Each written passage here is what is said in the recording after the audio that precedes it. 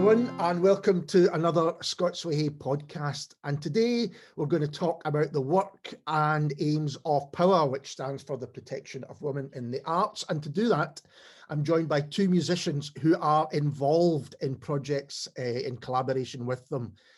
MIRI, hello MIRI. Hey Alistair, good to see you virtually. And you, and Lou Mclean, hello Lou. Hi, how are you? I'm very well, thanks. I'm very well. So I'm going to ask you both individually about how you ended up being involved with POWA. MIRI, starting with you, how did you get involved? Well, I saw that they were looking for submissions towards the end of last year through the F list, and they were asking women to write songs about experiences as a woman. And so I wrote a song and I recorded a demo and I sent it off to them, and I found out the beginning of this year that my submission had been accepted as a commission, which was very exciting. So yeah, that's how I originally got involved with them. And what about yourself, Lou? How did you come to work with them?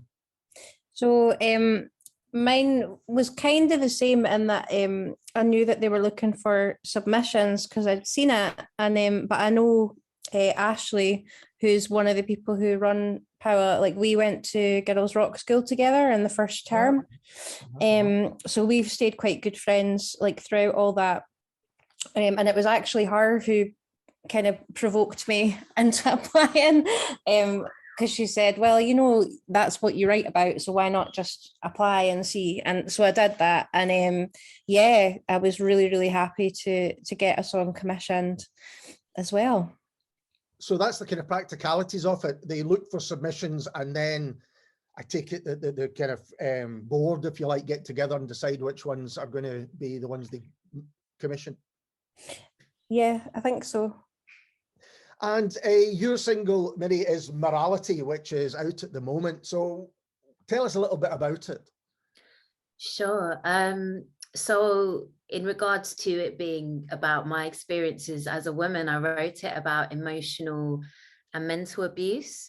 So it's quite, I mean, it's very personal, but I also wanted to reflect upon how that abuse has affected me as an adult and how to empower myself, which is important for anyone who's gone through any type of abuse. Basically, it's kind of, it takes a long time to heal.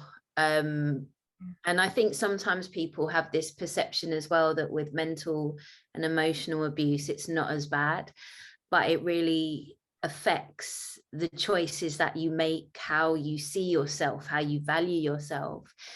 And that kind of within that song is also, like I said, a reflection of being an adult and working in the music industry, being a female artist, and how it can feel such a hard job at times, almost like you're just fighting all the time, and it gets quite exhausting. So yeah, I kind of wanted it to be very personal, but also be empowering within what it's talking about. Is that something you recognize, Lou, as well? Oh yeah, absolutely. It's such a powerful thing to kind of open yourself up and write about, and you know, having been in an abusive relationship before, and it's something that I've written about before, but it's such a vulnerable place to write from. And then yeah, there's you know, come across incidents when you are working as a musician, and sort of sometimes, you know, the same sort of situations that arise, you know, if someone is a bit doubtful about you, or, you know, if they kind of write you off, it can bring back those sort of feelings, I think, or I've experienced that anyway, where you kind of, and like Mary's saying, like for the rest of your life, like you'll hear the echoes of that experience. So it's a really important thing, I think, to be able to write about and talk about. And I think it's possibly the reason that both these songs have been commissioned is that they are obviously very personal, but also very relatable to other people too. Would you say that? Yeah, 100%. I mean, I think that's the beautiful thing about being an artist, a songwriter, is that we dig deep to share our experiences that maybe some people might not be able to voice or articulate. And in the same way that there's so many songs out there that I listen to and, you know, just go really deep and just sort of help me to feel not so alone and connected, and also help me kind of almost raise my vibration a little bit as well.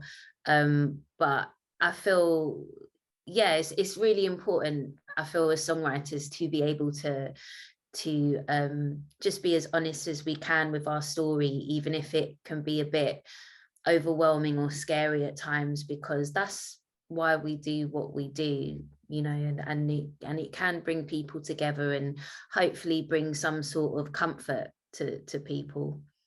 Yeah, absolutely. And Lou, your single, which is just out as well, called RBF, can you tell us a bit about that?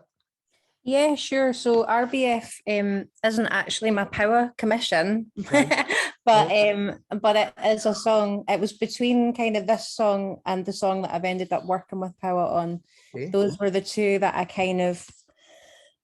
they kind of came around the same time. But RBF is a song about how it feels to be kind of constantly judged on how you look, and the sort of irony of being constantly doubted and even like abused or kind of spoken down to, and then still being expected to smile about it. And then when you don't do that, then everybody's, you know, calling you out for having a resting bitch face and not being the perfect little quiet woman who's just there to please.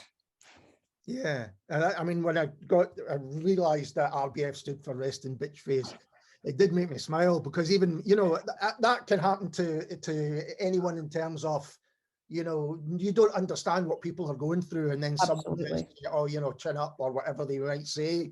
But I guess there's an extra, perhaps society puts a kind of extra level of that on women. Yeah, definitely. I mean, I think that the absolute irony of it was, like, on Friday, the day that I released the single, I actually, at my day job, I got pulled up for having facial expressions in Zoom meetings. So, you know, there you go. Like, it just literally all the time you're sort of expected to put on this front and this face to just be, I don't know, just be perfect. It's something that I've been thinking about a lot, especially over COVID, because we have been alone a lot and you don't have to kind of present yourself in a way anymore. So I think to have that sort of, you know, to be liberated from that judgment for a period of time really made me feel so much more free about expressing myself creatively and kind of talking about those experiences in my music. Yeah, like nothing getting in the way of the music that totally matter. Yeah.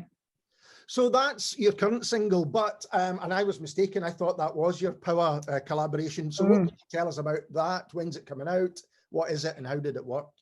So I just found out it'll be next month. That's my one coming out, and the song is called Good Girls. And it's something that I wrote a wee while ago. And I used to work in the field of violence against women and girls. So that's something that I've always been really, really passionate about.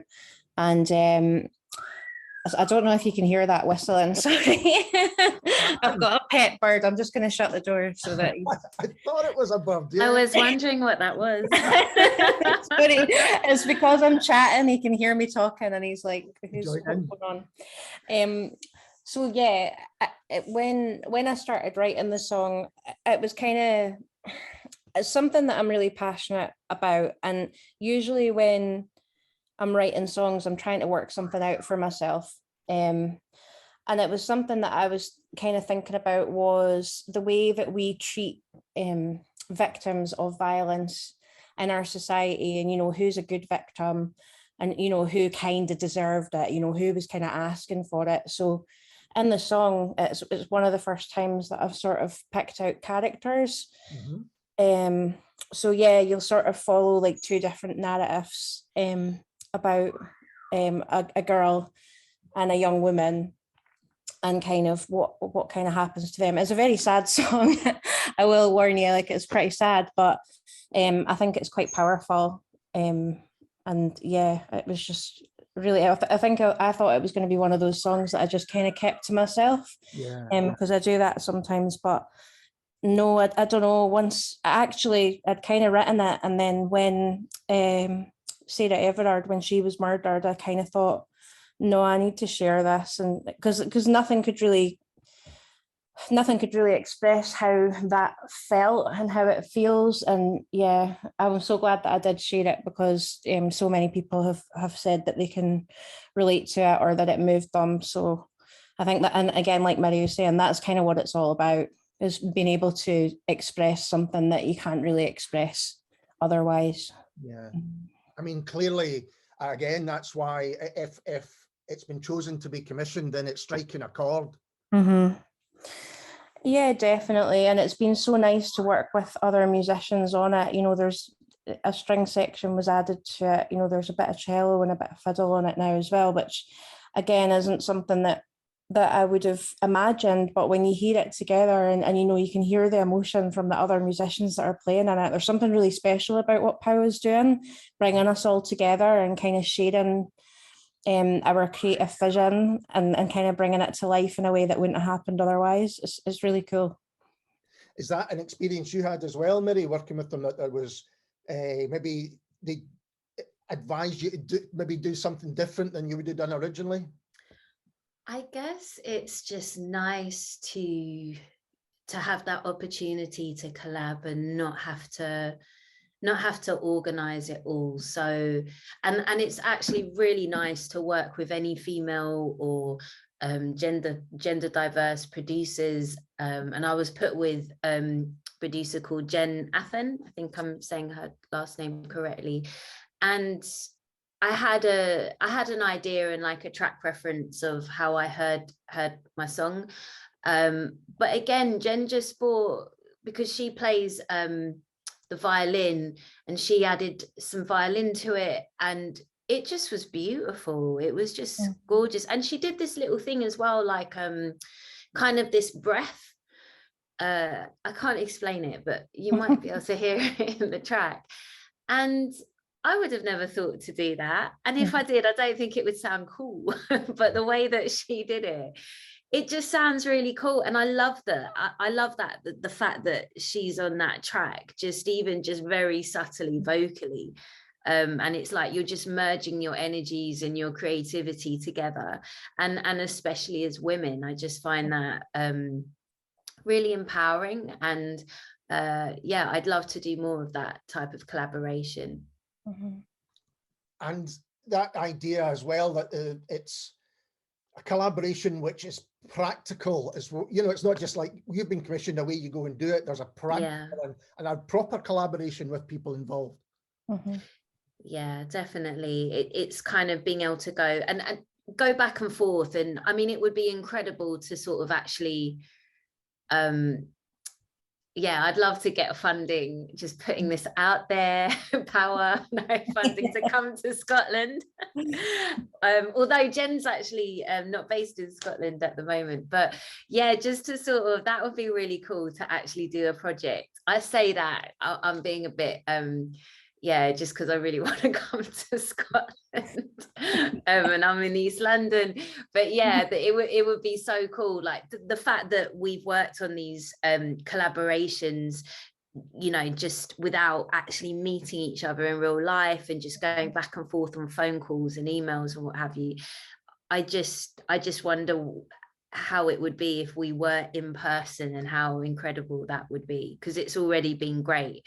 But there's definitely something, yeah, just special when you're actually in the studio with someone, and you're going back and forth with ideas, and yeah, just able to be there in that moment together, just sort of syncing up or not syncing up with your thoughts and, you know, yeah, creativity. And Lou, was your song still done remotely, or were you able to kind of be in the room with people? No, it was done remotely, and actually I'm quite jealous because I've only ever done collaboration remotely. I've never, because I only started doing collaboration over lockdown. Before, I was just very much my guitar, and that's how it's done, kind of thing. So yeah, I would love that too. I think maybe we should pitch that to POWA. We'll have like maybe a little retreat. Yeah. Somewhere up north or something. That would be incredible. I love that retreat. POWA Yeah, retreat. a POWA retreat. Heard it here first. Yeah, and then you could record live sessions. There's all sorts of things. Exactly. Oh my gosh. Yeah, but, this is great. It's interesting as well though, because Jen actually produced RBF as well, Rest in Bitch Face, and she did the same. Like, she brought all these amazing ideas that I never would have imagined. Like the demo that I sent her, obviously like the structure of it and lyrics, melody, everything kind of stayed the same, but the way that she kind of brought in her own ideas just elevated the song to this place that I wouldn't have taken it, you know. And obviously I gave her the references like you're saying, but yeah, she did this lovely little sample of my voice and made this little like kind of melody, little hook out of it. It was just so amazing. She's really an amazing artist actually in general, but yeah, it's just been so empowering and enriching, and such a big learning experience as well for me as being kind of new to collaboration too. And are you kind of appreciating that now, Lou? Is this something that you think, yeah, I want to do more of this? Oh yeah, totally. And I think probably before as well, just because you know, I had been kind of on my own doing stuff. Like I guess I was sort of apprehensive about it, and you know, having not collaborated, but having jammed with kind of boys growing up, it's a lot more competitive. There's a lot more of a kind of I don't know, like a sort of enforced standard of how good you need to be before you can enter the jam sort of nonsense. So being with other women and collaborating with women and sort of like gender diverse folk, there's just a lot less ego involved, I think, and it's more about the process rather than the end result, right? Like that's how I feel about it anyway. And that's really fun to be in that environment and just be creative together. I can see you nodding your head, Miri. Is that something you have found as well?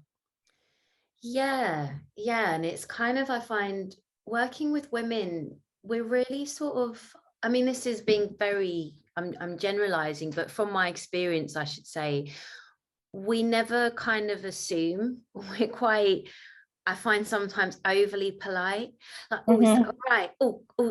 Yeah. If you could just like maybe just like take that guitar out. Oh, would you mind? Like, whereas working with men, it's different. Or sometimes over the years, you know, like I found working with men in music, and again, not all men, but like I said, in a different context, like I'm just fighting. So whereas I think with women, we can be so used to being invisible or not really heard, or spoken down to or undermined. So I say for myself, when I'm, you know, if I'm like, oh, Jen, oh, could you, if that's all right, you know, I'm just being, I don't know, I guess it's a habit, but it's almost like become it's ingrained to be like extra polite and mindful, because you know, you just want to be more gentle and sensitive because you know what it's like. And that's not saying, again, it's every woman in music experience is, you know, how I'm describing it. But I know a lot of women in music, and it's definitely, you know, not a one-off situation that I'm sharing. I think there's a lot.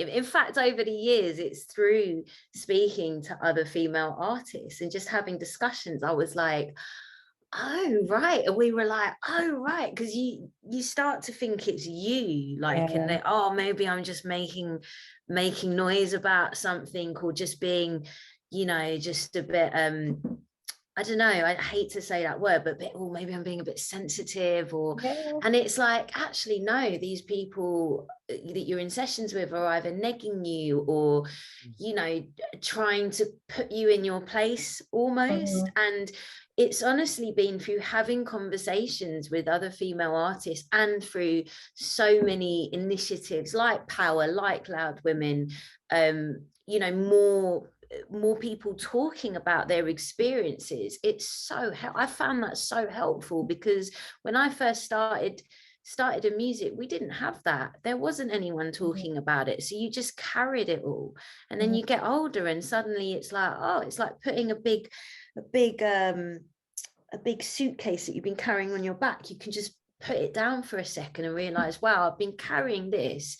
And I've been, you know, I remember being in a situation with this producer I was working with. He was a little bit tipsy when he was saying this to me, and he was a controlling person, which is fine. But he said to me, he was like, you can be very controlling at times. And I remember, I mean, now I look back and I think, well, you know, again, I'm not saying it was intentional from his point of view, or whether it was conditioning or what have you, but it's like, no, I'm a woman and I know what I want. And that's, and you know, that's sort of seen as, you can just be saying something like, oh yeah, I'd love to do it this way or that way, and that it's like, oh, she's very controlling, she's a real, you know. And it's like, well, if a guy was saying that, but I just remember him saying that, and for a little while, I think probably for a few years, I thought, oh, I must tone down who I am. And looking back, I want to sort of lovingly shake myself and be like, no.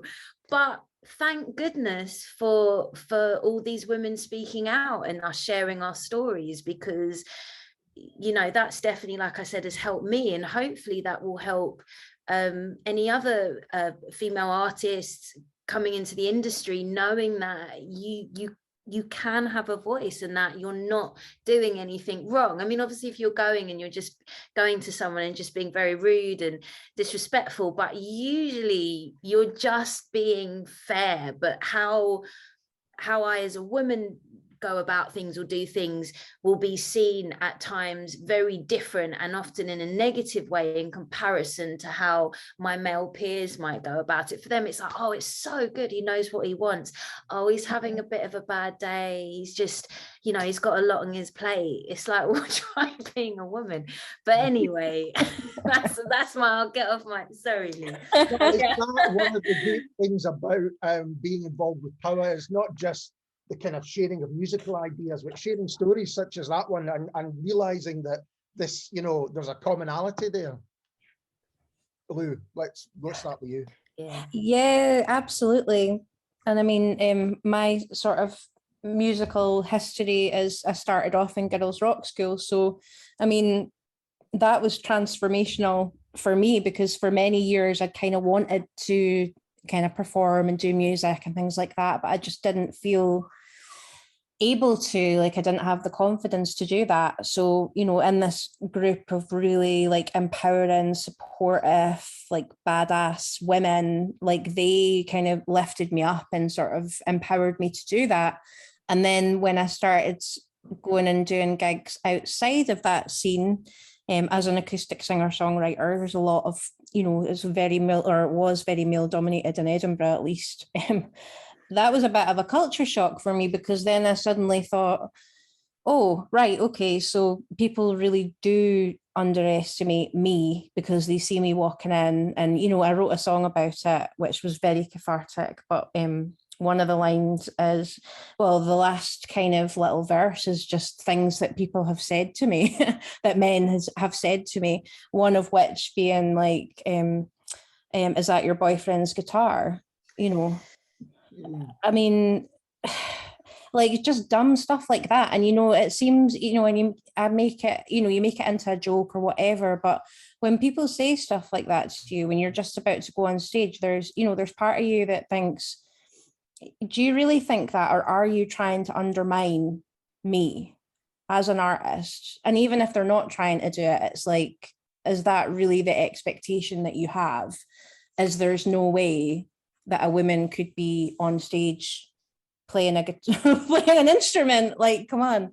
So yeah, it's just that kind of thing, and being able to have a space to share those stories, like going back to what Miri was saying earlier, it allows you to put that suitcase down, you know, the thing that you're carrying, that stuff all builds up. And it, you know, if you've already got a little bit of a feeling where you're like, well, maybe this isn't a space that I should exist in, because quite often, you know, if you go to a gig, you will, or it certainly used to be that way, but I've noticed a change in the last like little while. But you know, quite often I would walk in and be the only woman there. And that's quite well, scary. It is a little bit scary to walk into an atmosphere like that sometimes, especially if everyone's wasted and it's a bit of a dingy venue or whatever, you don't know anyone there. So, you know, couple that with people not believing that you've got it in you to even play an instrument, you know, it does have a little bit of a play on your mind. And yeah, definitely having spaces like POWA, like Girls Rock School, like the Song Circle, you know, and being able to hear and share other people's experience as well. Like, you know, like it's very like trans inclusive and gender diverse in these spaces too. So that gives you another viewpoint of what it's like for people. And it's so nice that we can all just come together in this community and support one another. Because you said earlier, Miri, that you've had to fight throughout your career as a musician. And Lou, it sounds like it's a similar thing for you, that fight. And for a lot of people, they just won't continue to fight. They'll just go, I've had enough of this and I'm not going to do it. So you're actually stopping people's voices getting out there. Yeah. And I do think that happens a lot, because it is tiring. It is really tiring. And you're not just doing it in music, you're doing it in day-to-day life.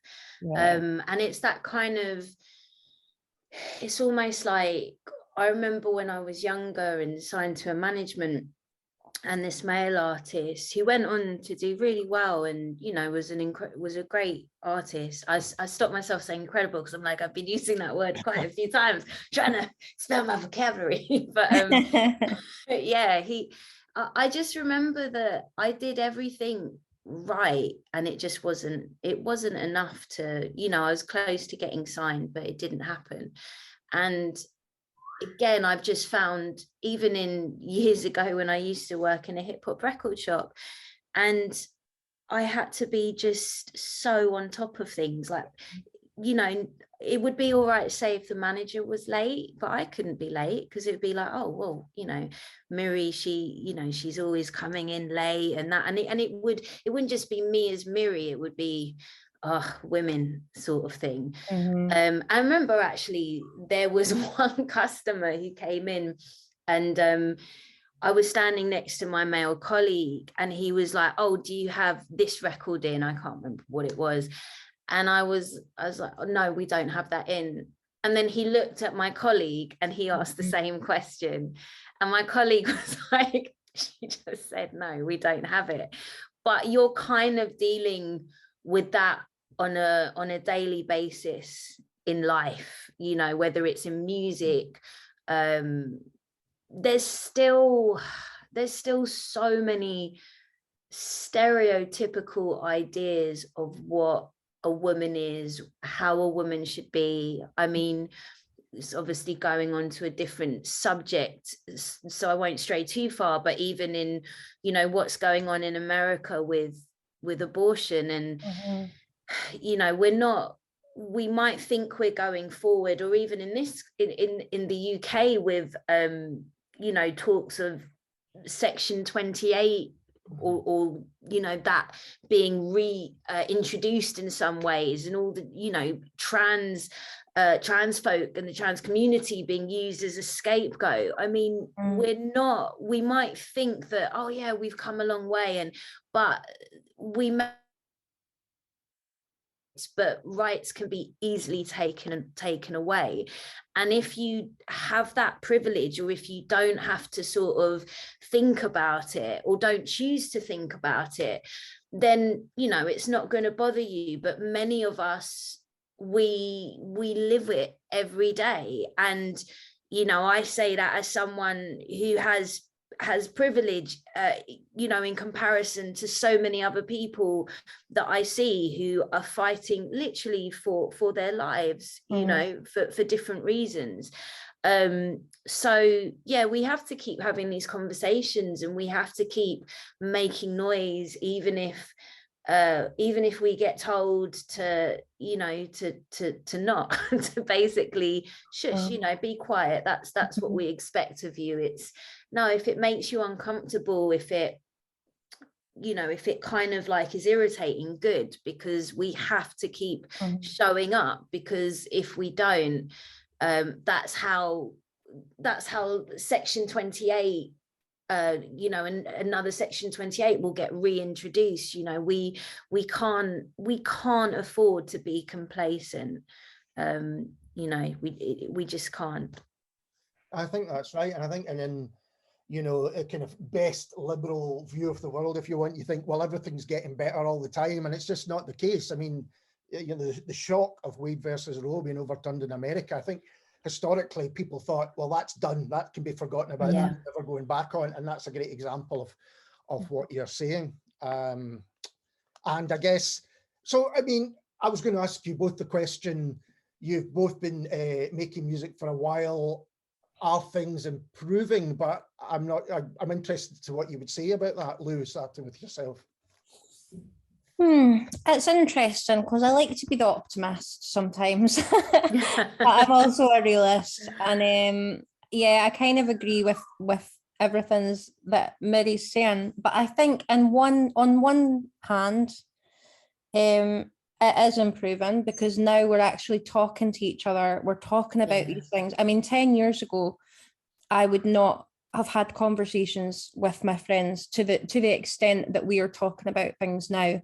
You know, how we feel about political issues. I mean, man, bringing it back to music and gigs and things, like when I first started going to gigs, so this was probably about 20 years ago now, it was pretty standard for people to grope you, for men to grope you in the crowd, or if you're in clubs or whatever, they would just grope you as you were moving through the crowd, because they wouldn't, you know, no one would be able to see them do it, basically. And that happened to me so frequently, and I never even spoke about it. And I used to go to gigs with a group of guys, and one day I just mentioned it offhand, and they all couldn't believe that it happened. And I just thought, well, that's what happens, you know? So that's where we were then. Now you've got organizations like, you know, Safer Gags and Girls Against and things like that are kind of highlighting that, and, you know, changing, you know, policies in nightclubs and venues and things to try and make, you know, safer space policies, things like that.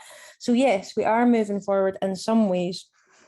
And part of that is having these conversations with each other, writing music. You know, that's kind of what we're here for. Like, that's our contribution, I reckon, is being able to capture things like that and express them, which is why, like, the last kind of, you know, well, the 3 songs that I've sort of brought out most recently are all very focused on those issues and kind of how I feel about it, and unpacking that and saying, man, look at this is what's happening, you know.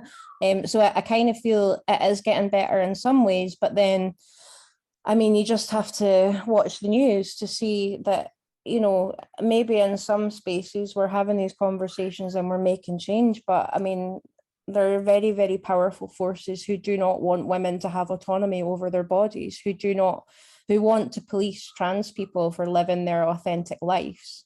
You know, like, this is literally happening right now.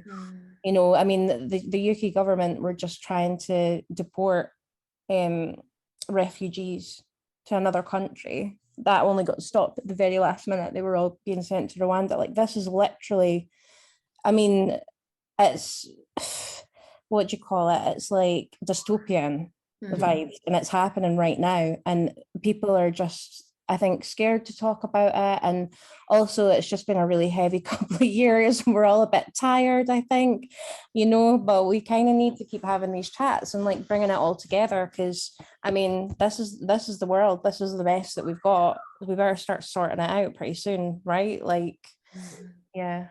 So that's my rant over.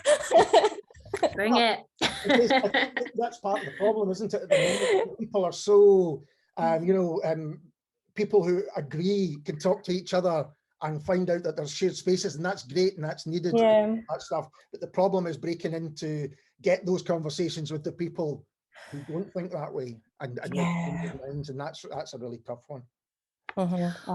Which I think is, again, because I've been reflecting on this again, why it's important that we get booked, not just for women-led events, but we perform everywhere because we get our message out. I mean, I had was doing a message I was doing a gig recently in Shoreditch, and this gig goer that I've known over the years, and because I used to co-promote a monthly live music night with my friend, and he's just known for going to a lot of gigs, and he came up after my set, and I think, speaking to some of my female artist friends, he's done this to them as well, but with different saying different things. He came up and he was like, it's not a criticism, but I just don't think you should be so political. I think what happened was, like, sometimes it's just happened every now and again, if it feels right, me and the crowd, I don't know if I can swear, so I won't, but we say the Tories. And so in this particular gig, I was feeling quite angry about a lot. And the crowd, I knew the promoters and I knew they'd be on it, so I was like, that phrase, and everyone was on it, and anyway, it turned out he'd voted for a local Tory councillor at some point, which I'm not judging that. I'm not judging people who at all. It's more that this government that we have, this particular government, is that they are people are, it's not even dramatic, people are dying, people have died, and they're putting like Lou was saying, with trying to get people to Rwanda. I think, as far as I'm aware, the LGBTQ plus advisory board walked out a while ago. So as a queer woman, if I'm using my platform, because again, I perform at so many different spaces. I perform my music in male prisons, and I know that not everyone, of course, is going to like what I do, but I know I'm doing something right because different people are connecting with it. So if it's not your cup of tea and you don't want to hear me say about the Tories, then that's okay. But even that, to come up to me after, like, what were you expecting me to just suddenly be like, oh yeah, you're right, I shouldn't, I best not do this anymore, I best not be me, and sorry, no, go for it. I was just gonna say that, like, that's exactly the point. It's the entitlement of that, where because I've had it happen to me several times as well. It's either the political thing, or just like weird unsolicited advice about songwriting or whatever, or how I phrase things, or maybe you should do a little bit less of the kind of confrontational stuff because you've got such a nice voice. Like, it's a bit of a shame when you do that. And I just think, like, you've completely missed the point for a start. Like, that is what I'm doing. And also, like, it's your space. Like, when you're on that stage performing your music, it is your space. Like, you've made the effort to get there. You're taking the hit of, like, putting yourself out there, exposing your vulnerability. And so many people get that and connect with it, even if they don't, necessarily agree with what you're saying, but they can find things that they like about it. But it's when people come up to you and say shit like that, and they're like, oh yeah, you should maybe do this, and they are fully expecting you to turn around and be like, oh my god, you're so right. I've been waiting for this.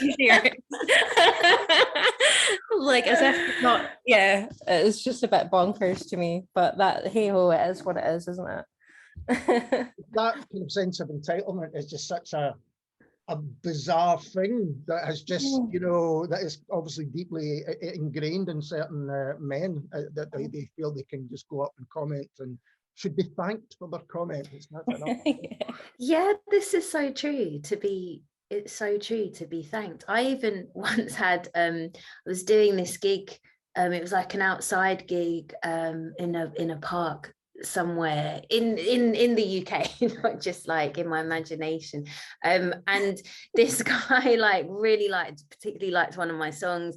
He followed me on Twitter, and then he was like, "Oh, where can I hear that song?" And I was like, "Oh, I've got like it here. It's just like a sort of live recording, unplugged kind of thing." And then he sent me this like Twitter message. I was going to like Berlin, I think, to do a gig as well. And he sent me this long message of what I should be doing, like how he listened to the song. It wasn't the same when it was live. And what I need to do is this, like this really. And I was polite. But again, and that's actually when I learned the term mansplaining. So this is like probably maybe 7 years ago or something, and I hadn't heard of that term. And I was telling my friend, and she was like, "Oh yeah, he was mansplaining." And I was like, "Oh gosh, if I'd known that, again, if I would have, that would have saved me so much time over the years if I would have known that sort of saying before." But yeah, happens a lot.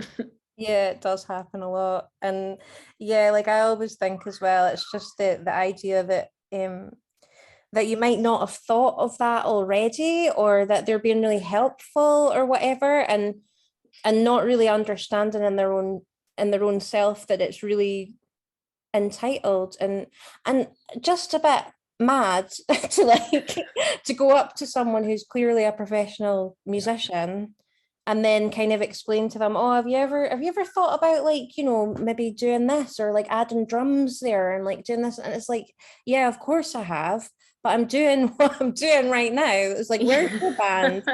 I can remember, right? I'm just gonna, because I love this story because it's one of my faves that's happened to me. But it was at a gig once that I'd been playing at, and the guy came up to me afterwards and was kind of like, "Oh yeah, like yeah, I thought your set was really interesting." Interesting, that's a good word to use.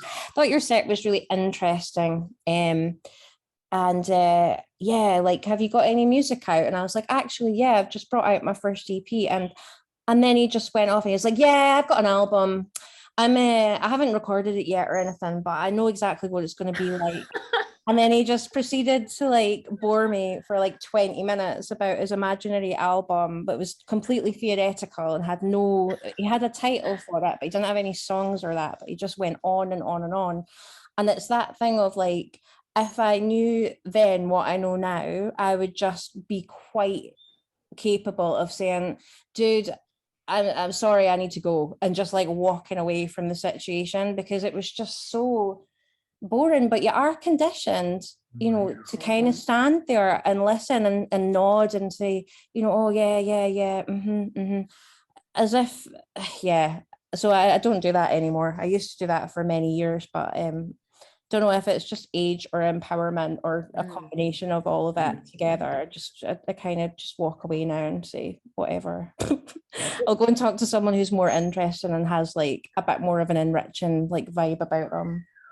Well, I mean, it kind of goes back to what Miri said earlier on about a working method where you're being polite and you're being kind of kind and generous, whereas you know, really, in terms of people like that, life's too short to kind of, you know, do that with them. And you might think, "Oh, was I rude there?" But most people like that, and I've met them in my life, they'll not carry it with them. You know, it'll be done and they'll be on to the next person telling them about their the album.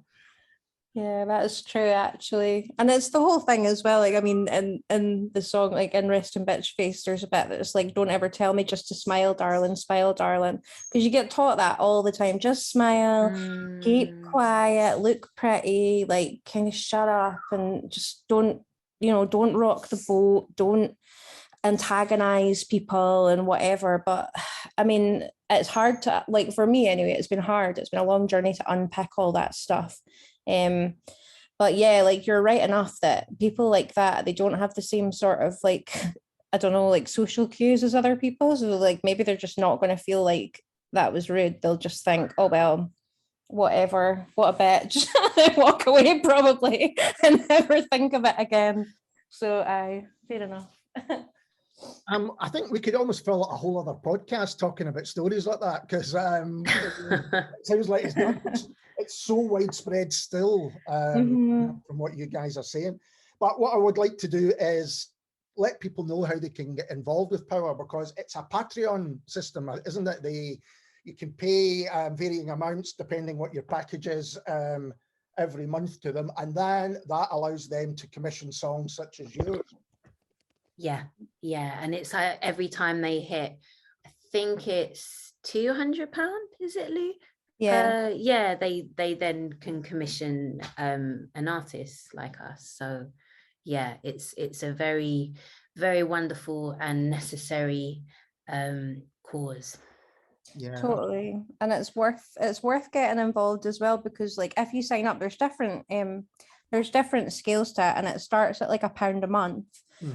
And then for that £1, you get access to like newsletters and conversations and things like that, which are again really interesting. And then, you know, they'll kind of put you on to other organisations that are doing similar work in Scotland. I mean, there's one at the moment, a campaign that they've set up with pop girls and an organisation called Fanny Riot as well.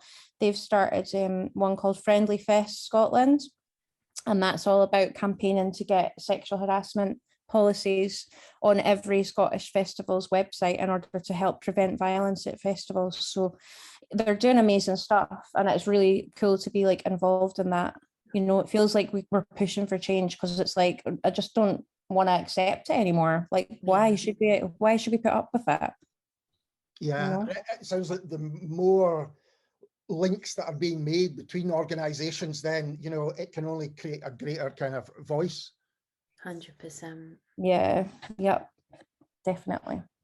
Well, all the details to how you can support POWA will be on the accompanying post to this podcast, as well links to both Lou's and Miri's music. I will make sure to do that. But thank you to both of you for taking the time to have a chat with me. I really do appreciate it. Oh, thank you. Thank you for supporting. Really, really appreciate it. Yeah, definitely. It's been such a nice conversation to have as well. Excellent. Well, I really appreciate it, and I've enjoyed it very much. And we will be back soon with someone completely different. Cheers.